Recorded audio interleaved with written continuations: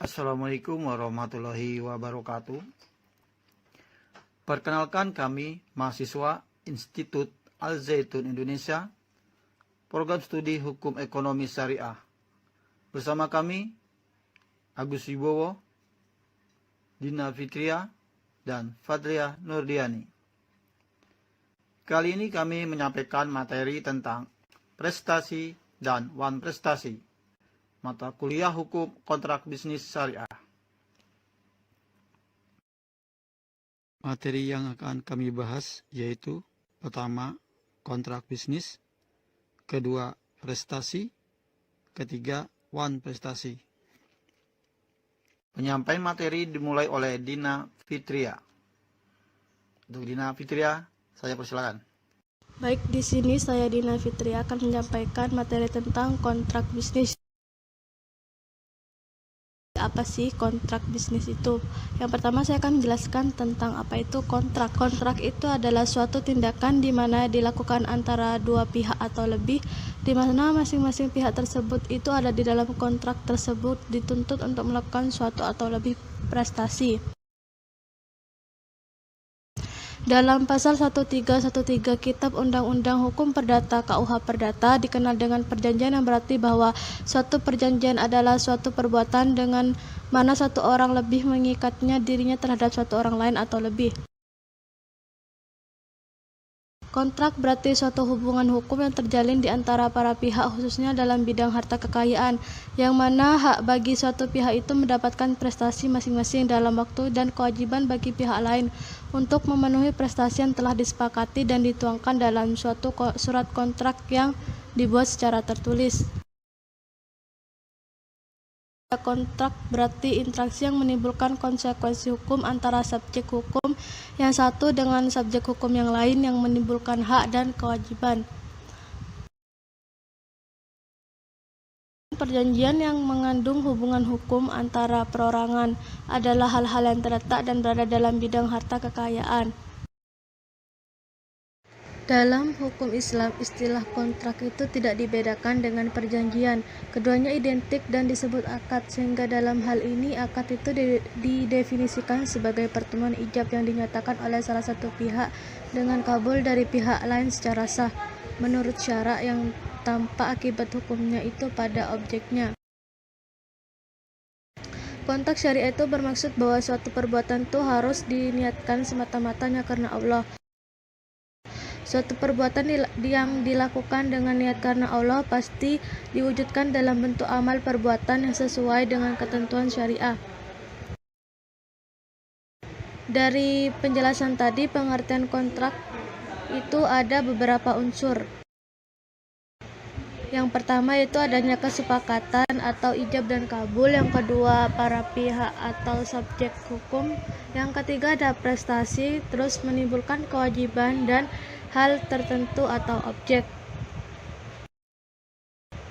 Ijab itu adalah pernyataan pihak pertama mengenai isi perikatan yang diinginkan. Qabul adalah pernyataan pihak kedua untuk menerimanya.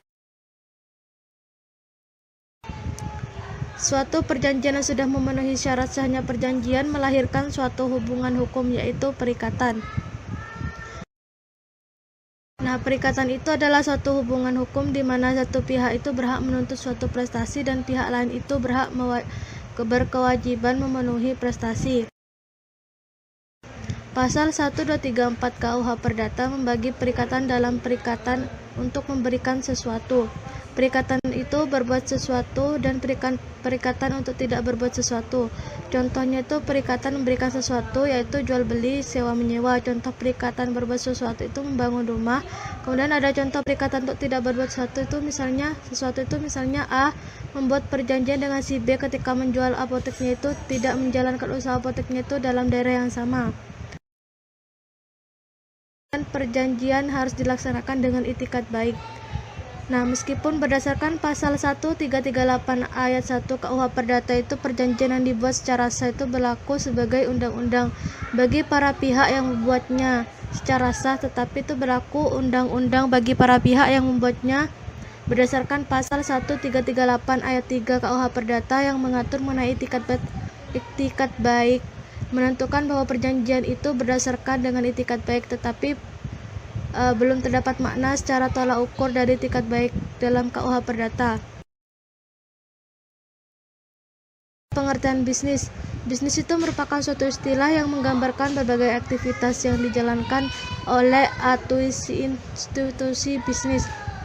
institusi bisnis baik yang bersifat swasta maupun badan usaha milik negara yang menghasilkan barang dan jasa untuk memenuhi kebutuhan hidup manusia. Secara umum, bisnis itu diartikan sebagai suatu kegiatan yang dilakukan oleh manusia untuk memperoleh pendapatan atau keuntungan untuk rezeki dalam rangka memenuhi kebutuhan dalam menjalani kehidupan di dunia ini dengan cara mengelola sumber daya ekonomi secara efektif dan efisien. Adapun sektor-sektor ekonomi bisnis itu meliputi pertanian, industri, jasa, dan perdagangan. Kemudian ada prestasi. Nah, apa sih prestasi itu? Prestasi itu adalah sesuatu yang harus dipenuhi oleh pihak debitur dalam suatu perjanjian. Dalam memenuhi suatu prestasi itu, hukum perdata mewajibkan bahwa pemenuhan tersebut harus selalu disertai jaminan harta kekayaan debitur. Sebagaimana halnya yang telah ditentukan dalam pasal 1131 dan pasal 1132 KUH Perdata yang mengatur bahwa segala barang-barang yang bergerak itu tak bergerak memiliki debitur, baik yang sudah maupun yang akan ada, menjadi jaminan pemenuhan utangnya terhadap kreditur. Akan tetapi, jaminan ini dibatasi dengan jaminan khusus berupa benda tertentu yang ditetapkan dalam perjanjian antara para pihak. Prestasi dalam perjanjian itu adalah objek perjanjian berdasarkan pasal 1, 2, 3, 4 KUH Perdata. Wujud prestasi itu ada 3, yaitu yang pertama memberikan sesuatu, misalnya perjanjian jual beli, tukar menukar, pemberian, sewa menyewa, dan pinjam pakai. Kemudian yang kedua itu melakukan sesuatu, misalnya perjanjian untuk membuatkan pagar pekarangan rumah, mengangkut barang tertentu, dan menyimpan rahasia perusahaan, membuat lukisan. Yang ketiga itu tidak melakukan sesuatu, misalnya perjanjian untuk tidak mendirikan tembok, perjanjian untuk tidak menggunakan merek orang lain. Saya lanjutkan untuk materi yang berikutnya, yaitu one prestasi.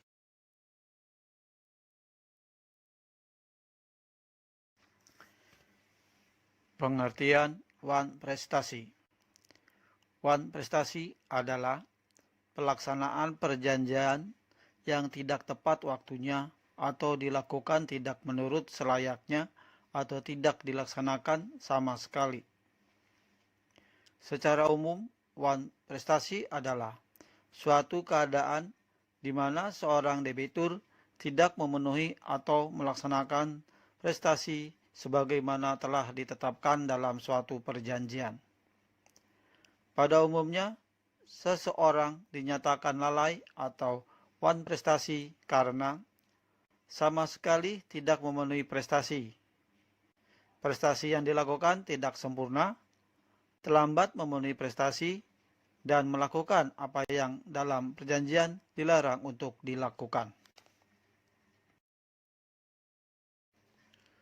Unsur-unsur one prestasi antara lain adanya perjanjian yang sah pada pasal 1320 KUH Perdata, adanya kesalahan atau karena kelalaian dan kesengajaan, adanya kerugian, adanya sanksi dapat berupa ganti rugi berakibat pembatalan perjanjian, peralihan risiko, dan membayar biaya perkara apabila masalahnya sampai dibawa ke pengadilan.